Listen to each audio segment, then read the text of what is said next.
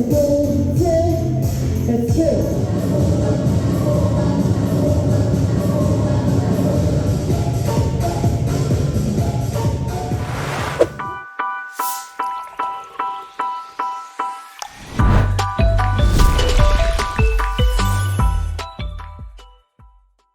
Hi Marvin. Hi, how are you today? And hi everyone.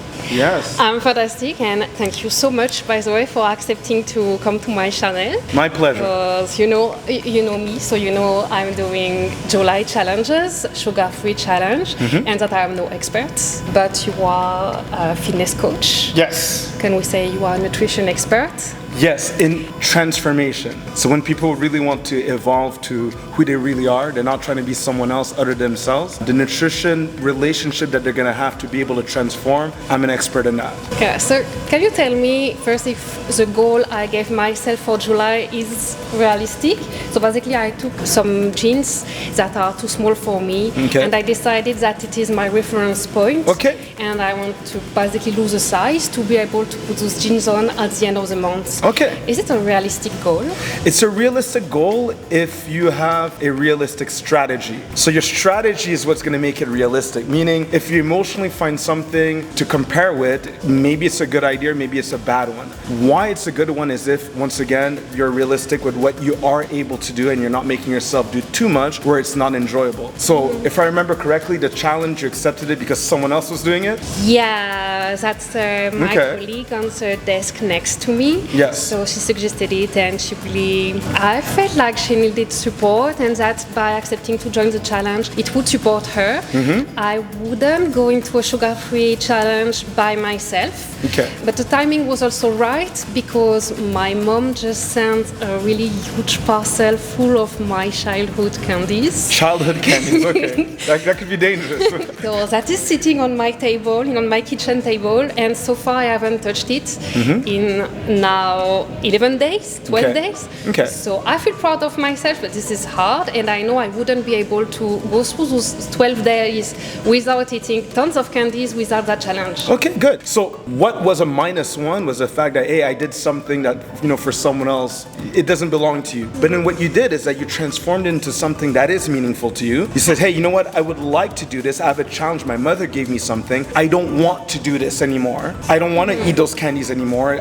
So then you took something that was going the same direction that you were. It's like, I was going to Chicago anyways. My friend is going to Chicago. Great. That is a +2 because you turned an opportunity into your opportunity. So that's amazing now. So now you're in a +1 situation. Then you related it to something that does matter to you. You want to fit into those clothes. It's not someone else's challenge. These are your clothes and it does matter to you. So that's another +1. Then the next thing now, what's going to be realistic is what are you going to do to make sure that you're gonna succeed? Well, then you went asking information that exists outside of you with someone that has experience. Me, that's another +1. So now you're having, more chance of being able to succeed here. What's really gonna make it work now is what accountability system that you're going to use. Meaning, how can we see every day that what's gonna bring you forward and what would make you go backwards that you actually are doing it? Are you going to be writing down every day what clearly brings you forward and what brings you back? So just not eating sugar is going to be one thing, but you're gonna replace it with what? So if I want to fit into those clothes, I could lose weight just without having sugar, but what am I going to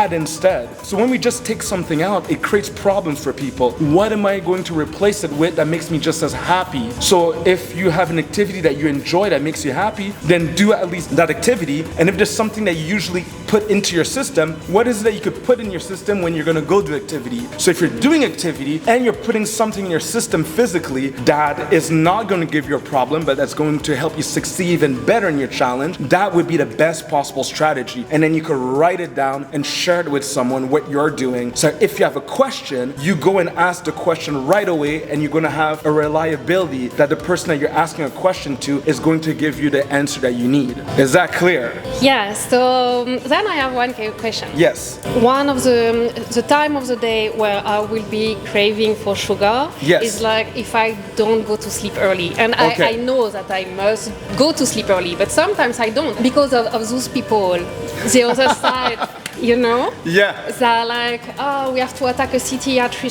whatever, like game emergency. Okay. So I stay up late. Okay. And then I get hungry and I will make a tea, but it's like not enough, and I look at those candies, and this is really, really hard. Okay. And I know one thing that would work maybe to calm me down is actually having a coffee.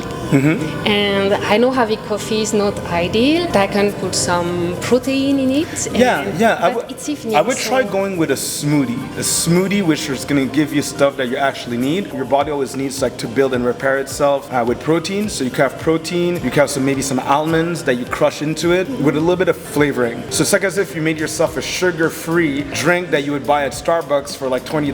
No disrespect to Starbucks.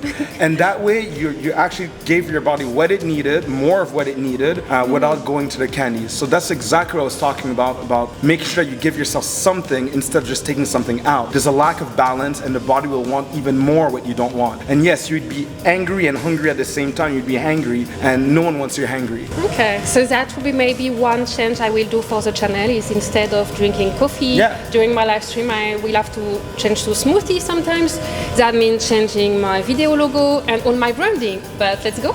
Yeah, you could do it, and take a picture of you taking your drink and be happy about it. So be proud of writing down things that are making a difference. Don't let it be forgotten. People forget why they started certain challenges, and that's what I'm talking about, accountability. It's not like what you had to do, it's what you get to do. I get to feel better. And then if you could record this and share with other people that I am feeling better, then it's going to be easier for you to keep that momentum. Thank you so much, Marvin. And you're welcome. In a few minutes we have a fit and run class. Yes, indeed. Thank you, Marvin. You're welcome. Take care. See you soon. À l'inspiration, pressez les mains, soulevez les hanches en équilibre sur les orteils. Et à l'expiration, tendez les jambes et tentez d'appuyer les talons contre le sol. Redressez-vous les bras au ciel et vous confirmez à l'expiration votre forme haute. On retourne en Utkatasana. Inspirez, bras au ciel, main en prière au cœur, on confirme à l'expiration. Inspirez votre étoile. Sur place, expirez. Gardez l'exercice en ordre. Voilà. Notre troisième mouvement.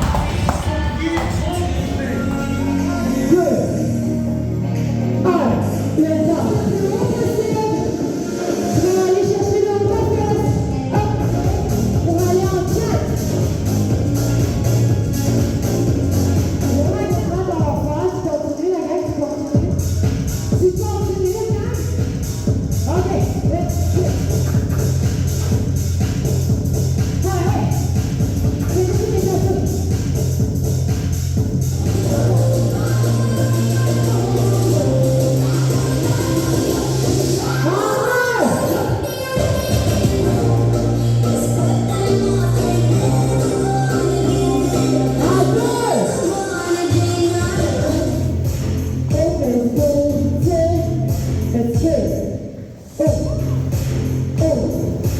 go.